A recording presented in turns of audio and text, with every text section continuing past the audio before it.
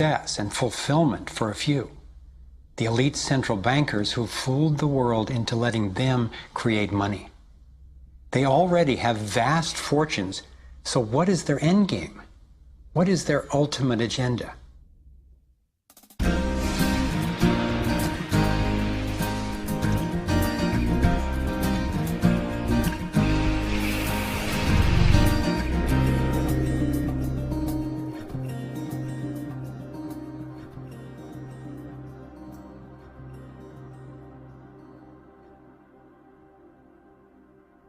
I kept running across compelling evidence and credible experts saying that the secret agenda of the banking elite is nothing less than total global domination. At first, I resisted the idea, but I was committed to finding out what was keeping us from thriving, no matter where it might lead. One night I woke up at 3 a.m. with the burning question: if this small group wanted to dominate the entire world, what would they need to control to accomplish it? I jumped out of bed and started making a list. First and foremost, they'd have to control money, and they do. Controlling money allows them to run everything else. They'd need to control energy, and they do. They already control big agriculture and world trade. They're buying up water supplies worldwide. They've got health in their pocket, and they're trying to suppress natural alternatives.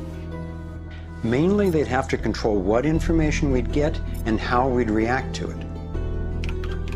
In America, the internet, our greatest tool for communication and grassroots organizing, is currently not controlled or censored, but its open status is being attacked from all sides. Governments, corporations, and the United Nations are all attempting to take control. For complete domination, dissent has to be controlled. They'd need to take away our rights, spy on ordinary citizens, and track every aspect of our lives. As the day dawned, I knew that a powerful elite had almost everything set up to rule the world. And I had the frightening realization that Big Brother is not just coming, he's here now.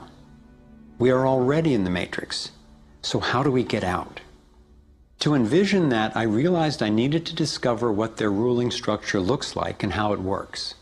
A relatively small group of families, especially the Rothschilds, Rockefellers, Morgans, and Carnegies, along with the Harrimans, the Schiffs, and the Warburgs, have been leading the controlling elite in the West for generations. I'm not implying that every individual in these families is aware of or active in the global domination agenda. However, I'm convinced the heads of these dynasties control the corporate and banking interests that carry out the sinister scheme that is destroying so many lives. Those secretly driving the agenda have been known by many names. Leaked reports confirm that they meet throughout the world, behind closed doors, to discuss their agenda. Then, like clockwork, their plans begin to show up in the media, finance, corporate, government, and military arenas. Of course, not everyone involved in these groups is in on the decision-making. There is a hierarchy of knowledge and participation. One of the primary symbols of the controlling elite is the all-seeing eye. It's on the dollar bill. It's on the American mass surveillance system initially called Total Information Awareness. It's on the British intelligence agency MI5. And it even oversees the Supreme Court complex in Israel, designed and funded entirely by the Rothschilds.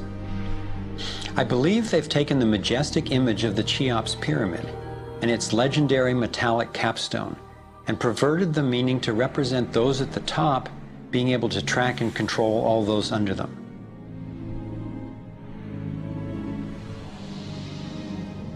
One of the painful ways this information has been used is by people who want to promote anti-Semitism.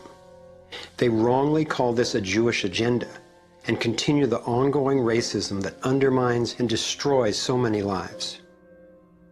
Let me be clear, this is definitely not a Jewish agenda. It's been documented that central bankers even funded both sides of World War II, as well as some of the corporations associated with Hitler's atrocities against the Jews.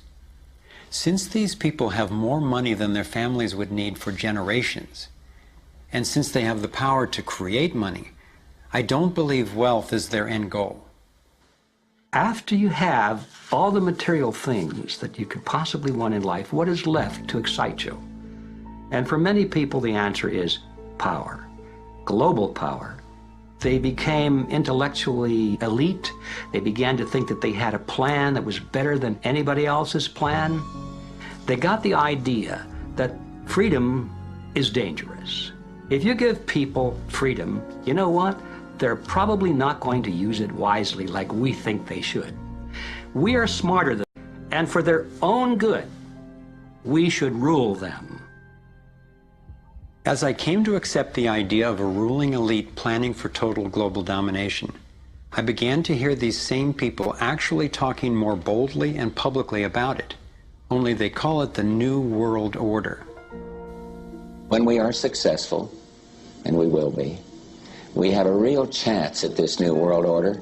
It is a new world order with significantly different and radically new challenges. A new world order can be created. It's a great opportunity.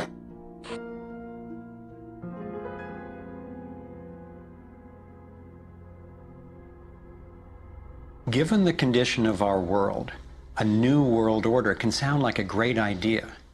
But I had to distinguish between what I was discovering about global domination, a one-world government run by an elite few, and the reality of our global interconnectedness, which is the realization that at a fundamental and even spiritual level, we are not separate, we are all connected.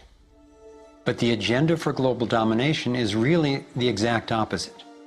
It's a divide and conquer strategy to keep us all pitted against each other, thinking that it's the Democrats or Republicans, the liberals or conservatives who are the problem, when both parties are ultimately serving the same plan. I believe we're heading toward a totalitarian world authority, actually a military dictatorship, run by a tiny elite who have all the power and make all the rules.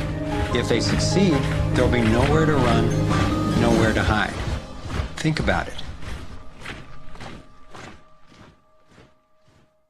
The whole notion of conspiracy has been so ridiculed that it's socially challenging just to consider it.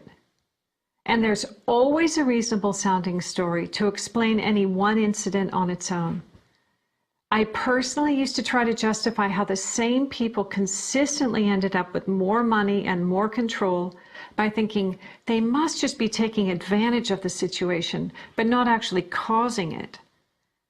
But after nearly a decade of putting the issues and the evidence together, I am convinced it is not random, and that a few very powerful banking elite families and their political and corporate partners do have